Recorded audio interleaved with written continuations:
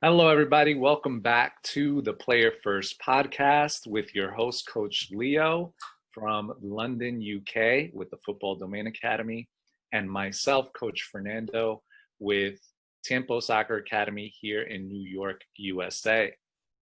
Now, before I move on, if this is the first time you're watching, I want to remind everybody that our mission here with what we're doing on this Player First podcast is to help educate and help players that are looking to grow in the game and achieve higher things in the game. We're here to help educate them, help them grow, and be their coaches.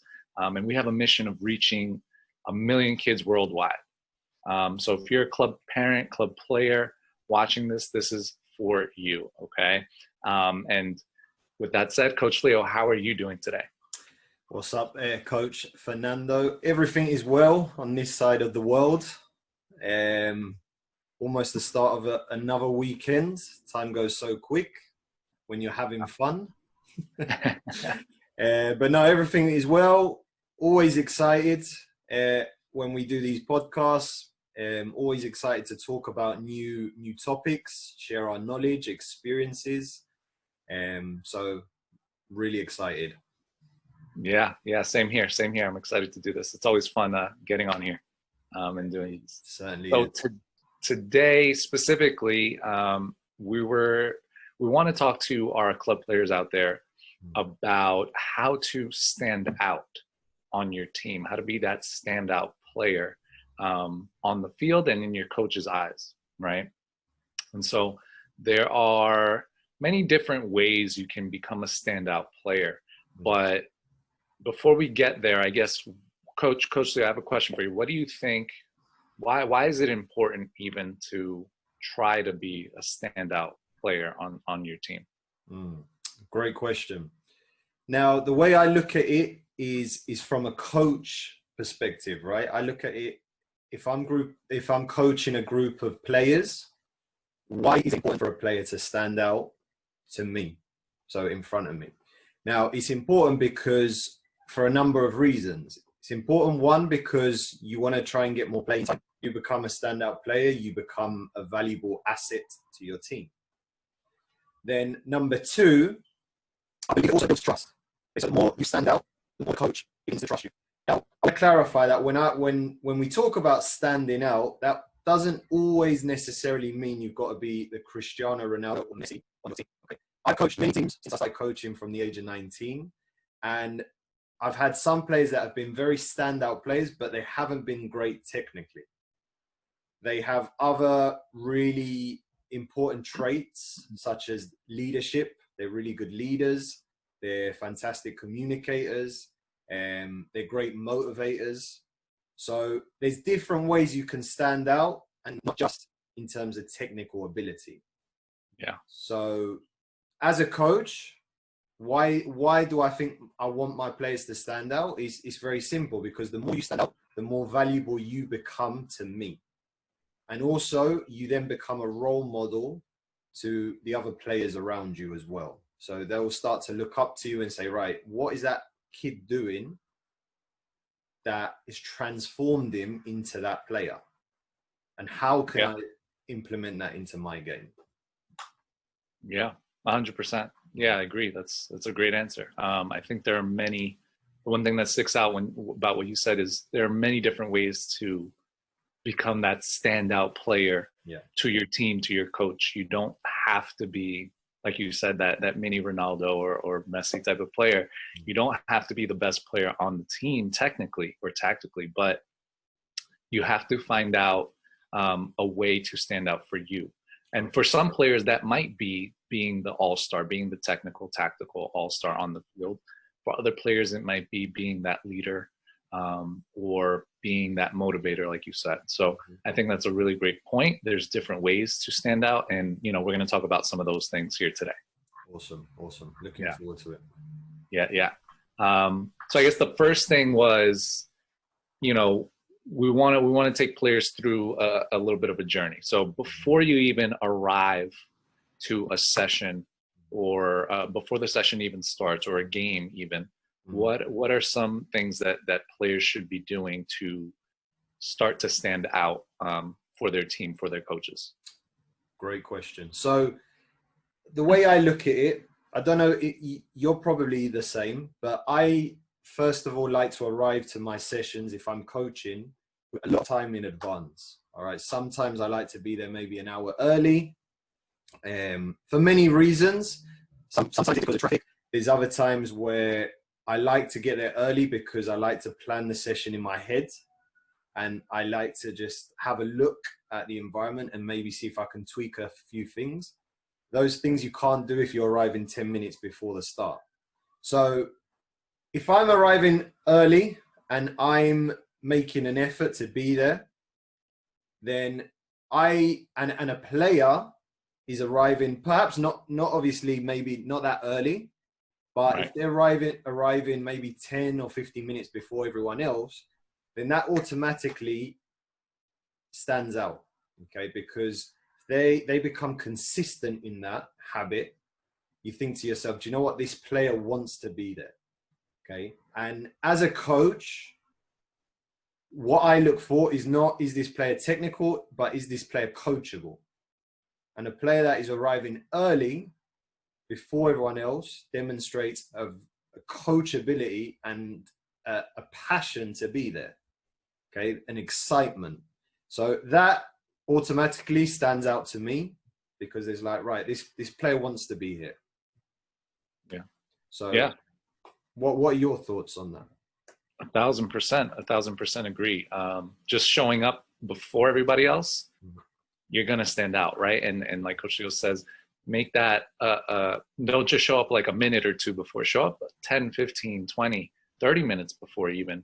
And with that, I would add to it, for certain times that you're going to show up early, go with the intention of working on something that you need to work on even before the session starts. You know, whether that be you just want to work on your finishing, or you just want to work on your juggling a little bit, whatever it is, go with the intention of showing up early, but showing up to improve yourself. Yeah. Right? Because a coach will take notice if you come to sessions 20 minutes early and you're there just striking a ball against the net for 10, 15 minutes before anyone shows up. Yeah. That definitely shows your commitment. That shows your passion. You want to be there. You want to improve, right? You're going to stick out, and you're going to become that role model for the team 100%. Through your coach's eyes, right? And so I would definitely agree 100% with that. That's awesome. Yeah. And I'd like to add to that as well. If anyone that arrives early, it starts to build trust. You know, I think when you're the head of a team or a group of players, it's the same example as if you're in a workplace, you know, and you're the leader of a group of workers, right? You want your workers to be on time, your team to be on time, because the more they start to arrive on time, the more you start to trust them. Okay, because there's just they start to show punctuality. They're there, they're ready, they're prepared. So that begins to build trust. And it's the same with sport, right? If you're arriving to your sessions early, on time, ready, prepared, the leader, who is the coach, will look at you differently to everyone else. 1,000%. Yeah, 1,000% agree. Definitely builds trust, right? If you're showing up early all the time, that coach is going to trust you in critical moments, in games, in sessions. They're going to trust your opinion, your judgments. If you're an older type of player, right? And that's how you begin to stand out for sure. And I would even add, if you can get there early, to perhaps ask your coach what you want, what you should be focusing on during the session as well, or during the game. Maybe the coach has an idea for you to work on something specific throughout the session personally, right? So that's an opportunity for you to not only just stand out, but also improve than you otherwise would, because you're getting that one-on-one attention. Correct. With the coach, and maybe he can tell you something that he can't really get to during the session, because obviously there's a lot going on. So before the session, maybe that's when you can get that extra help as well. And that can just help you as a player as well. 100%. Yeah. Yeah. Yeah. Definitely. And so then, so moving on to, so we arrived early. We're doing these things beforehand, before a game, before a training, that are already putting you in another level of standing out. And now we're going to move on to the actual game or the actual session. How can players now keep that momentum going and keep standing out and being that role model for their team and being that type of player? Great question. So a couple of things I look for, and I always reiterate this to my players whenever we have our sessions, is that when I'm talking, you listen. You know, I think that is, it's such a minor thing, but it's not. It's major. Well, it's a minor thing to do, but it's a major thing for a coach, because when a coach is talking, trying to explain, it's respectful for the player to listen, right?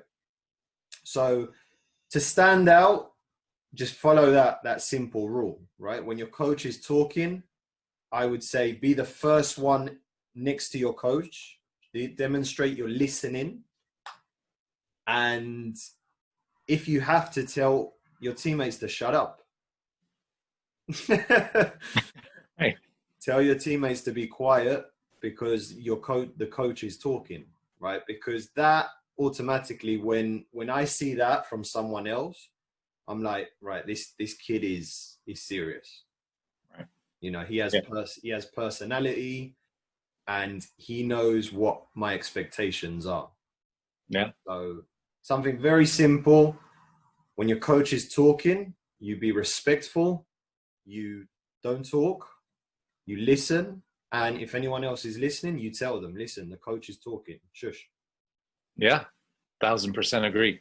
And I couldn't agree more. But to add on to that, I would also say to demonstrate to your coach that you are listening, you are focused. You're not just like, because you want to show the coach that as well, that you are listening, you're paying attention. And one simple way is to give eye contact. Yes. Right.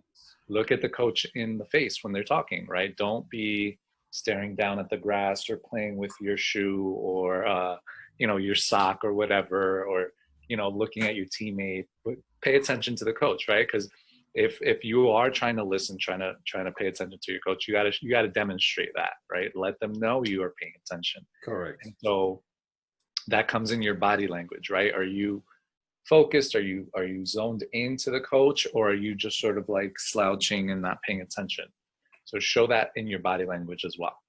Yeah, definitely agree. A good body language. Yeah, body language is definitely important. Yeah. And then I would say even, I like the thought you had of even leading the teammates with telling them to pay attention, right? So I think that's another big one of not only just leading them in that way and leading them the best you can, but also during sessions and during activities, being able to motivate them, right? Being able to say, come on guys, let's go, let's keep it going, and keep the energy positive for your teammates, and keep things positive and motivating for the session. So what are some things in session, like while things are going on, that players can do? Yeah, it's a good thing you touched on that as well, like the communication, the motivation, because I think as well it comes down to attitude, right? Having a really coachable and positive attitude definitely helps you to stand out. So if your coach asks you to do something, you do it, right? And you do it with lots of energy and a great attitude. Now, it's very hard to do most of the times, all right? And not just on a field, but away from a field. Like when there's sometimes things that you don't want to do. Yeah. Okay, you don't want to do them. But if you want to become a standout player and you want to demonstrate, I want to be on this team, I want to be on the starting lineup, I want my coach to respect me, then have a good attitude. Okay, so you have a good attitude, which means you work hard, whatever session or whatever activity your coach has put in place for you, you do it to your full potential. Okay. Yeah. And as well as that, something I really respect in players is when they don't understand, they tell me. Yes. Because a lot of the time that you've got players that sort of pretend they understood, and then you look at them and they're like, this isn't what I asked you to do. Right. Okay? So, and that's not a bad thing. Like, if you don't understand, that is not a bad thing. And, but, you know, have that confidence to actually say to your coach, listen, I don't get it. Can you show me again? Or can you explain it again? Okay. Because everyone learns at a different pace. Absolutely. So to gain your coach's respect, as a coach, I respect a kid that comes up to me and says, listen, coach, I've got no idea what we're doing. Can you explain it again? Okay. Yeah. 100% respect to that person, because it takes a little bit of courage to do it. Yeah, exactly. A player that can speak up for themselves, right, when they don't understand something, or in that situation, I think that shows, like you said before, some character, some personality to this player, right? And so that sticks out in the coach's mind, and you earn that respect by standing up for yourself. Correct.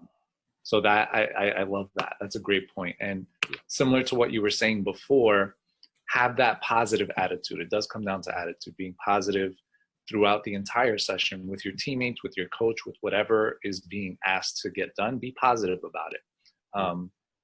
There are certain things that, like you said, you may not want to do at sessions or whatever it is, but don't complain. Is what I would say. I would add that to the list. Don't complain about things. Try your best to always go about doing things the best that you can. Even if it's something that you don't want to do, that you're just like, I don't want to do this right now, but don't complain. Not in the moment. Don't complain in the moment. Just do the best that you can in those moments and work hard, right? Work as hard as you can. Correct. If you do have maybe some ideas or some, I don't want to say issues, but maybe some issues with what was going on during the session or whatever. Again, that's totally okay if you want to bring something up to the coach after the session, maybe, or after the match. Those are things to talk about later. But in session, don't complain. In match, don't complain, right? Just do what needs to get done. Be positive about it and work as hard as you can. Correct. Because as well, everything we're talking about can be then transferable to the real world, right? So when you're in a classroom, when you're going to school, there's going to be subjects that you don't enjoy. You don't enjoy them, but you have to show up. You show up early, you put on a great attitude to learn, and you get on with it. Yeah. You don't complain, oh, I don't want to be here. Oh, this is boring. Because complaining is contagious. Yes. And as soon as you hear someone complaining, you want to complain as well. So just that good attitude, you know, not every subject at school is going to be your favorite. Like not every training session with your coach will be your favorite. It's exactly the same. But you get on with it. You put on a good positive attitude. Right. You do it to the best of your ability. Yeah, 1,000%. Because there are certain things that you don't want to do in life, but you have to do them. And if you have to do them, you might as well do them with a smile on your face. Right? You might as well not go through it being all sad and mad and angry and upset and all this stuff. If you got to do it, you got to do it. Just get over it and do the best you can and know that it has to get done anyway. So be as positive as you can can about it. And it takes practice. Yes, it's not going to come easy. It's not going to come easy. It takes a lot of time, a lot of practice, a lot of patience. But exactly. Yeah. It's a skill you need to master. Yes. It's such an important skill to have. Yeah. I agree.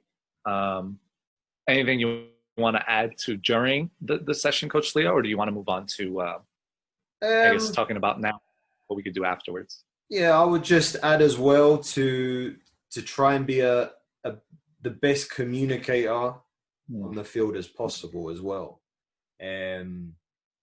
Like if you're in a scrimmage during the game, all right. So, well, for us Brits, it's a game. Scrimmage is a game. Yeah, I know. We call it scrimmages over here. Yeah. I think that's like an American football thing that just translated. I don't know. Yeah. Just try and be the best communicator on the field. So be loud. If you want your teammate to do something, communicate in a positive way. Yes. And that's really what I would add. Just learn how to become a better communicator on the field. Yeah. And communication doesn't necessarily always mean talking. It could be your body language, right? Knowing how to communicate to someone that you can't talk to. So whether that be through pointing, waving, I don't know, so be a good communicator because exactly there, because that helps you on the field. There's going to be moments in a real game where your coach can't communicate everything to you. So you have to figure things out for yourself. Yeah. And the more you become responsible for your own actions, and you take that coach's sort of responsibility on your shoulders, and you become that leader on the field, that's when the learning takes place. Yeah. And this is for any age group, right? When we talk about this isn't like we're talking to some semi-pro or professional. Right? An 11-year-old can be a fantastic communicator. And I've seen 11-year-olds that communicate better than their coaches. Yeah, 100%. It's true. It's true. There are some kids that are they're really good at it, and they're really good at just motivating their teammates and communicating with their teammates. And although we're talking about standing out, right, being that standout and being different on your team,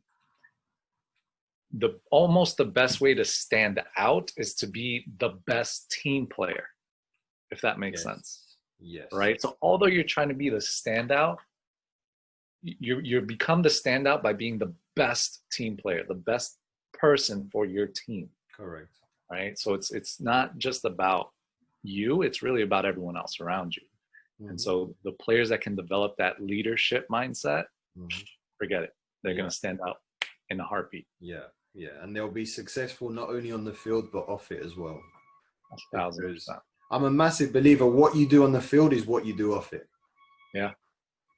Yeah. I think we said this before. How you do anything is how you do everything. Exactly. Right?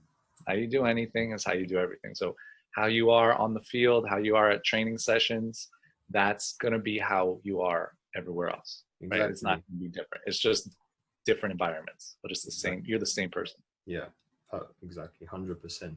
Cool. So we'll move on to now the training session's finished. How can you now be a standout player once the session is finished? Because a lot of people think, all right, the session's done, let's go. But there is a couple of secrets to being standout after the session's finished. So yeah. What would you say or recommend to a player? Yeah, 1,000%. I'm just looking at my little notepad here. So the first thing that always sticks out to me as a coach is if someone sticks around afterward, just to simply offer their help. Yeah. Just to, like, this has nothing to do with soccer. This has nothing, or football. This has nothing to do with being a better player. This is just about you being a good person, right? And this is something that helps you stick out in a coach's mind. So being able to say, Coach, do you need help with anything before I go home, right? And the coach may say, yeah, you know what? Can you help me do X, Y, Z? Yeah. And you just offering your help to the coach, that does a big difference in the coach's mind with how you are on the team. So that's one really small little action, just a small question you could ask your coach that makes a really big impact in your coach's mind. Correct. Correct. Yeah. I see it with my group of players that I coach as well. Like I can think of one boy who, as soon as the session finishes, he's the first one picking up the cones. Right. Like everyone else is sort of walking off. Right. They're still wearing their pinny. They haven't even taken it off. They're going straight to the car, and you have to shout at them, "Take your pinny off, bring it back." But I can think of one kid that is always the first one picking up all the cones and bringing them to me. Yeah, me too. I already have them in my brain. I know two stick out in my mind right now. Exactly. So yeah, it's such a small detail, but it sticks out so much. Because you know the players that want to just go. Yeah. And you know the ones that are a bit more, shall we say, I don't know if you could say respectful, but ones that put in a bit more of an effort to, right, okay, my coach has put on a session. Right. The minimum I can do is pick up the cones for him. Right. Yeah, it just shows that you as a player are thinking about, like we said, you're thinking about the team and the others, and that includes the coach. You're thinking about, oh, maybe my coach needs some help right now. Exactly. Right. Yeah. So that is one thing that can definitely stand you out. And if you do it so consistently, your coach starts to notice that and say, oh, do you know what, this kid's, I like him. Like, right. He's always the first player picking up my cones. Yeah, he's one. And you might think to yourself, if you're watching this, you might think to yourself, yeah, but I don't want to do that. Like, who wants to pick up cones? Right. But as a coach, you really appreciate that, because you could have put on a fantastic session, and once you say, right, it's, the session's come to an end, everyone walks off and you're left to collect like 30 cones. Right. But when your players help you pack up, I don't know, it just shows a different bond. It's like a bond. Yeah. 1000%. 1000%. So that is one thing. And then another thing, which I remember we were talking about it before we started the show, was I was coaching a summer team out in the US. This was probably about 4 years ago in Maryland. And there was one kid that after every session, he would come up to me and say, "Coach, what do I need to work on?" And this was like without fail. That's great. Yeah, it was awesome. Like without fail, he'd always come up to me, say, "Coach, what do I need to work on?" Every single session. So I train twice a week. So after each session, he'll come up to me, even after the games, because we had tournaments as well. So that really stood out, because it got to a point where you expected it from him, right? Right. Because you're like, oh, when's he going to come up to me and ask me? Right. But yeah, like just that little detail made such a huge difference in his development, because I could tell that he took my feedback really seriously, and it started to show in his performances. There you go. Yeah, because once he came to the next session, I watched him and I could say, do you know what? That's what he done what I just told him the other day. Right. So another very simple thing to do, ask your coach for feedback. What do I need to get better on? Yeah, that's huge. That's huge. After a game, after a session, like you said, most players just sort of go off, right? Yeah. But if you just stay behind and ask and after you clean up some cones and you ask your coach, "Hey coach, how'd I do today?" Yeah. You just say that. Just how'd I do? How'd I do? What do you think? How can I get better? What should I work on? Right? If you just ask one of those questions or a few of those questions, like you said, you're going to stick out right away. Yeah. And if you do it consistently, like you said, you're going to start, as a coach, you're going to expect that. You're going to be like, oh, when's he going to come? Or when's she going to come? Yeah. So it becomes something where you are just automatically sticking out, right? Mm-hmm. And to take it even a step further, what I would say is, if you can, if time allows it, and however things work out, the circumstances are right, if after that the coach gives you specific feedback and you could, and he tells you to work on something, if you just stay at the field after the session, after he just gave you or she gave you that feedback, and you literally go and work on that, like right after, that's like huge, right? Because not only are you asking for the feedback and you're getting it, but you're working on it right away. Yeah. And you're showing your coach that what they're telling you is important to you, right? And that it means a lot and that you're taking it seriously. Yeah. And if you're doing that, not only are you sticking out in your coach's mind, becoming a role model for your teammates, but you're also going to get better, right? Because you're also improving on what a coach sees that you need to improve on. Mm-hmm. Yeah. So you're killing two birds with one stone. You're becoming that leader, that role model, sticking out in your coach's brain, but you're also improving your game for yourself too. Yeah. So I think that can be very, very challenging for lots of players, right? Because you just had a long day, you had school, and you had a session. You might be tired. You might want to just go home, right? So it may not have to be an every time thing, but maybe once in a while, see if you can do that. Stick around an extra 15 minutes after everyone goes home to work on something that your coach, wants to see you improve on. Yeah.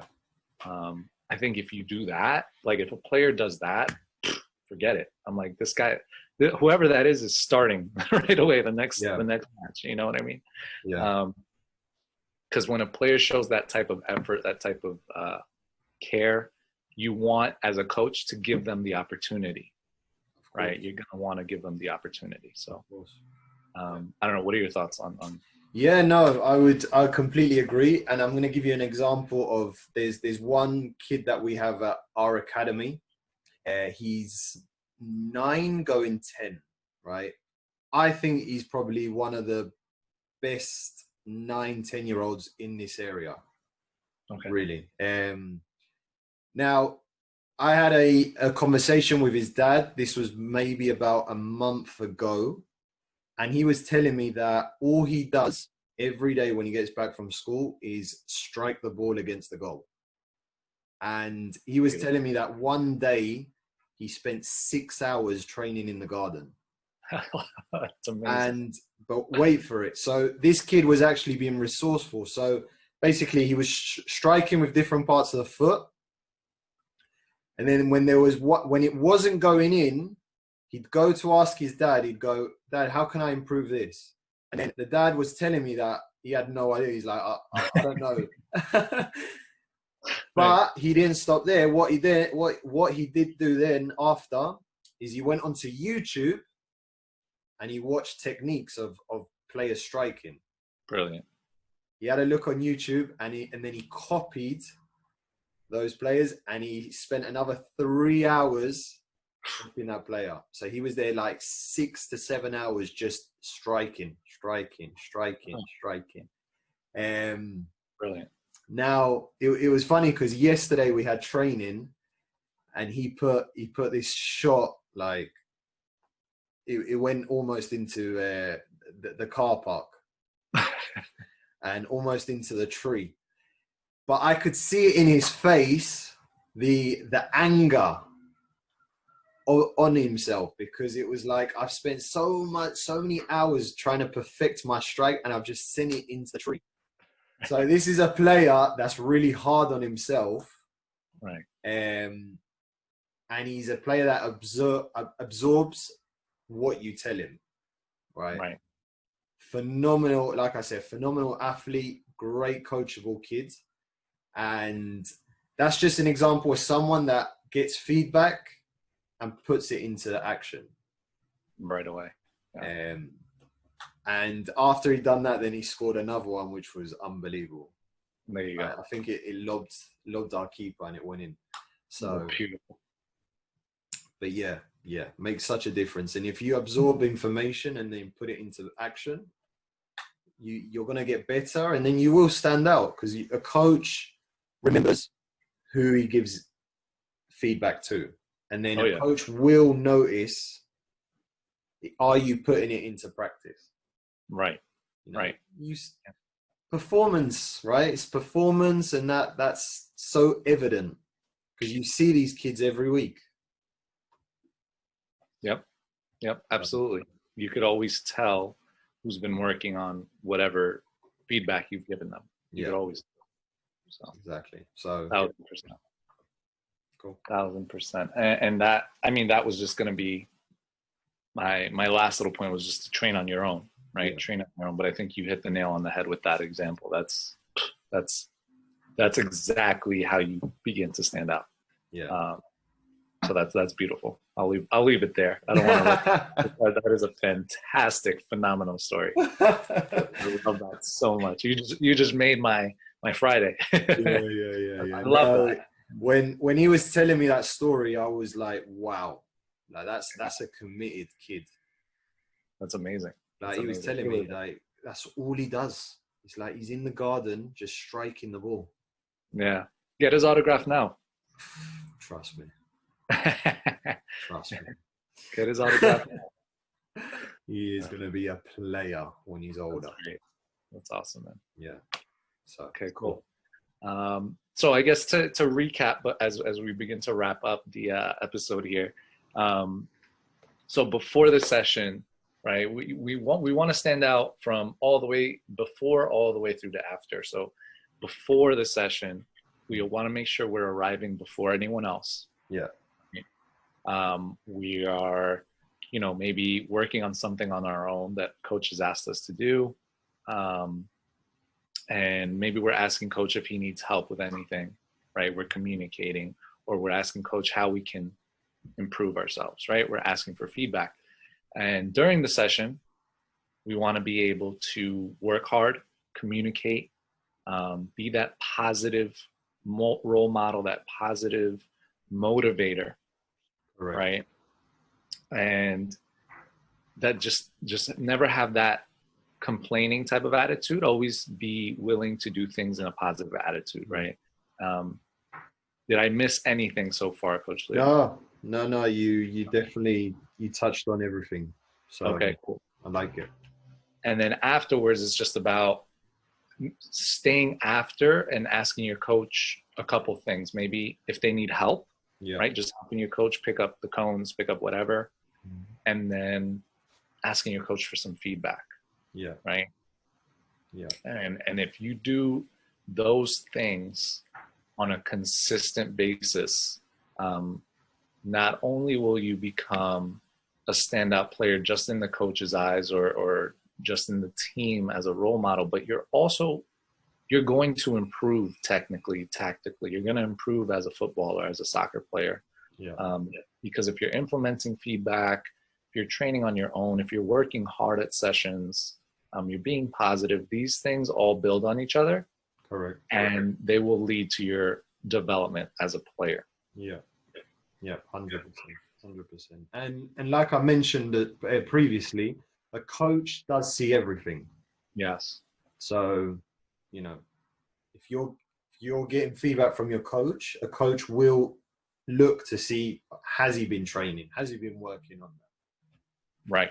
So just always remember that as a player, your coach sees everything. Yep. 1,000%. That's a really good point. A coach remembers. They know what they tell you. They know. Yeah. They know this stuff. They don't just forget. As much as you may think they might, trust me, it's in there somewhere. Correct. Yeah.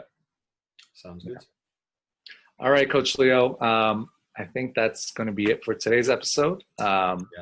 But before we get out of here, what is your next week looking like? I know you guys recently had your first match, right? Is that correct? Yep. So our under 12 boys had their first game last last Sunday. Unbelievable game. So they lost 9-7. Oh my, 9-7? How is that a score? Yeah. How do you score 7 goals but still lose the game? Right. I didn't even think of that. Yeah.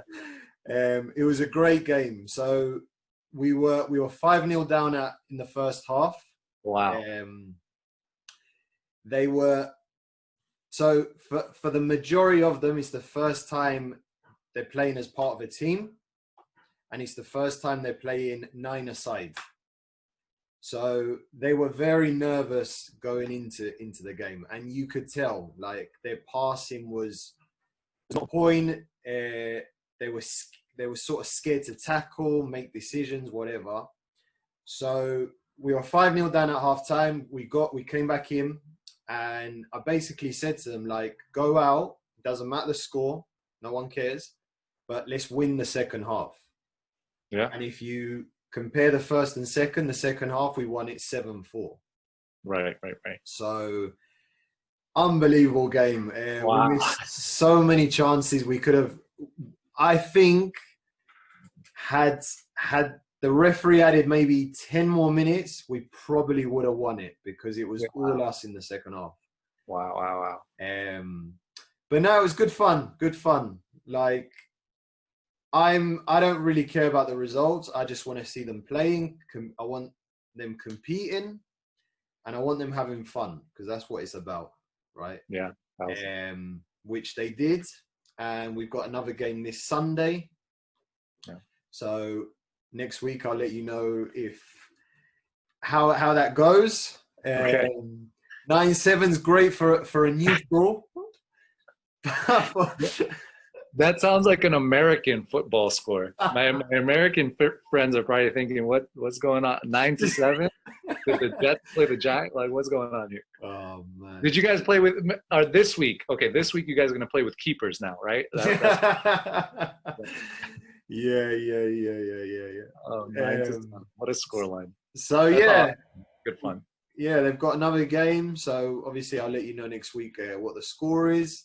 Cool. And we've got training tomorrow again, and yeah, so it's just awesome. Getting back into sort of the training routine. Right. We've managed to recruit a couple of new players. Awesome. So the program's slowly growing as well, which is always a good thing. Awesome. It's good. And what about yourself over in New York? That's great. Staying consistent as always, baby. Just keep the training going. We moved training down from the mornings now to the evenings. Kids are back in school full time during the day. So we're going to continue training. I know a lot of leagues start this weekend as well as in 2 weeks. So leagues are slowly returning to play too. So some of the players are getting ready for their first games as well over here. So that's exciting.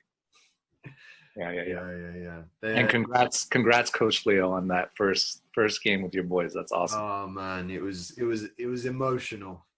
Yeah. I could imagine. That's really awesome. That's really cool, man. Yeah. But it was so. I didn't say it to them, but it was funny to watch them because they were so rusty. Yeah. But fair play to them, because I hope they're watching this.